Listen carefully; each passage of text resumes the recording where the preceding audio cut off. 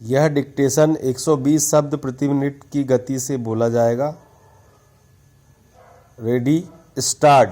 प्रधानमंत्री ने आज घोषणा की कि किसी राष्ट्र को इस बात की अनुमति नहीं दी जाएगी कि वह हमारे राष्ट्रीय विचार या हमारी जीवन पद्धति पर प्रभावी हो। श्रीमती गांधी राजधानी के उन नागरिकों की एक विशाल रैली में बोल रही थीं जो उन्हें बधाई देने के लिए आए थे। श्रीमती गांधी ने कहा, हम सभी राष्ट्रों से मैत्री चाहते हैं, लेकिन हमारा देश जिस रास्ते पर चलेगा वह वही होगा जिसका निश्चय बिना किसी विदेशी राष्ट्र या शक्ति के प्रभाव के हम करेंगे। उन्होंने कहा कि हम अंतर्राष्ट्रीय समुदाय से सहायता चाहते हैं, परंतु देश का भविष्य मुख्यतः उसके अपने साधनों, स्रोतों तथा इच्छा शक्ति पर निर्भर होता है। श्रीमती गांधी ने आत्मनिर्भरता तथा सामाजिक बुराइयों के उन्मूलन की आवश्यकता पर बल देते हुए कहा कि लोगों को उन ताकतों से गुमराह नहीं होना चाहिए जो हमारे देश में हर नए विकास का विरोध करती हैं। उन्होंने कहा कि अब जो राष्ट्रीय अनुशासन कायम किया गया है उसमें शिथिलता नहीं आनी चाहिए और वह जनता के दैनिक जीवन का अंग बन जाना चाहिए। उन्होंने इस बात को पुनः दोहराया कि राष्ट्रीय एकता, अखंडता, अनुशासन और सहयोग से ही देश आत्मनिर्भर हो सकता है और उत्पादन बढ़ सकता है। उन्होंने कहा कि समाजवादी समाज के राष्ट्र का निर्माण कार्य जिसमें हर अमीर गरीब, हर जाति के, हर धर्म के व्यक्ति को समान अवसर उपलब्ध हो, केवल रातों रात पूरा नहीं हो सकता। इस लक्ष्य को पूरा करने के लिए देश के हर नागरिक को जुट जाना चाहिए।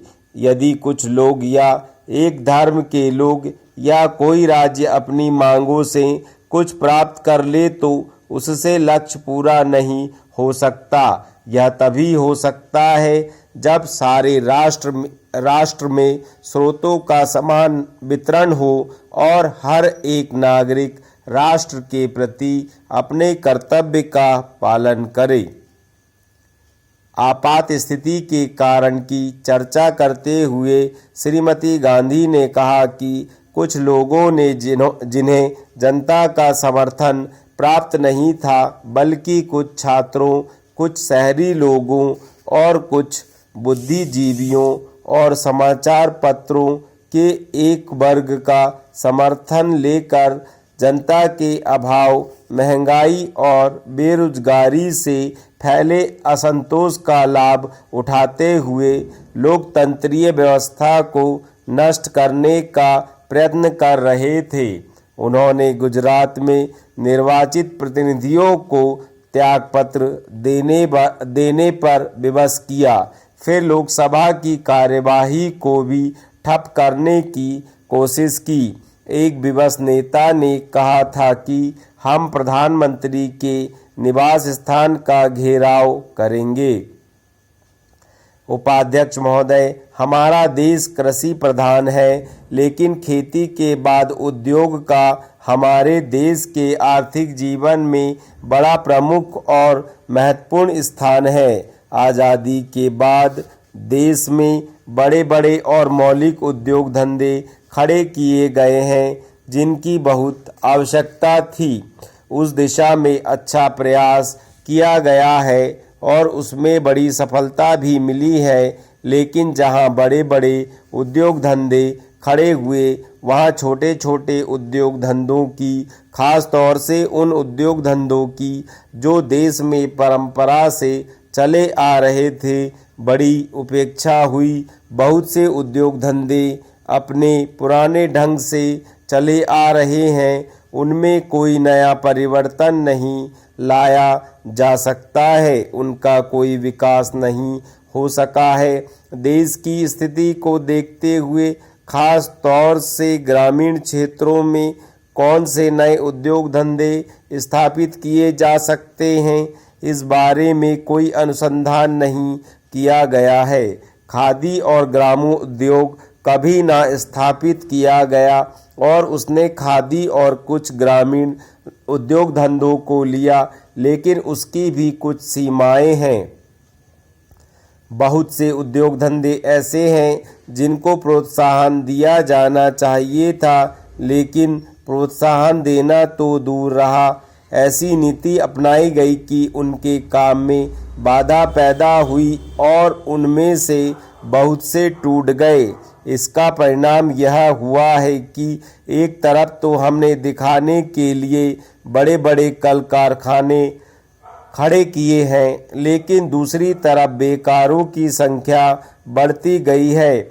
आज वह समस्या एक भीषण रूप में हमारे सामने आई है। यदि हम छोटे छोटे उद्योग धंधों को, खास तौर से कृषि से संबंधित उद्योग धंधों को बड़े बड़े शहरों में नहीं, दूर दूर ग्रामीण क्षेत्रों में नहीं फैलाते हैं, तो इसके दो दुष्परिणाम होंगे।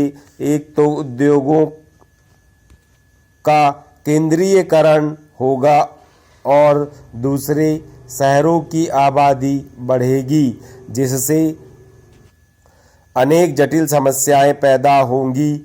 इससे हर एक आदमी को काम नहीं मिलेगा और हमारे जो पुराने उद्योग धंधे जीवन से संबंधित सामग्रियां तैयार करते हैं, उन पर बुरा असर पड़ेगा।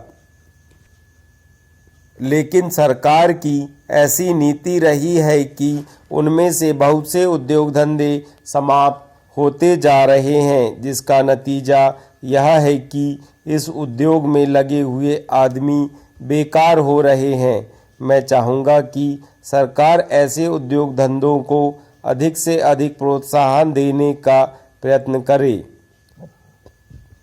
मजदूर क्षेत्रों में केंद्रीय श्रम मंत्री के इस कथन का स्वागत किया जाएगा कि सरकार श्रम सम्मेलन और स्थायी श्रम समिति के सम्मुख इस आशय का एक प्रस्ताव रखने जा रही है कि उद्योगों में मजदूरों को भी हिस्सेदार बनाया जाए। भारत एक लोकतांत्रिक समाजवादी देश है। वह समानता और शोषण से मुक्ति के सिद्धांत में विश्वास करता है। इसलिए यदि इस प्रस्ताव को स्वीकार कर लिया जाता है और उसके अनुसार औद्योगिक नीति का गठन किया जाता है, तो इससे अधिक अच्छी और क्या बात हो सकती है।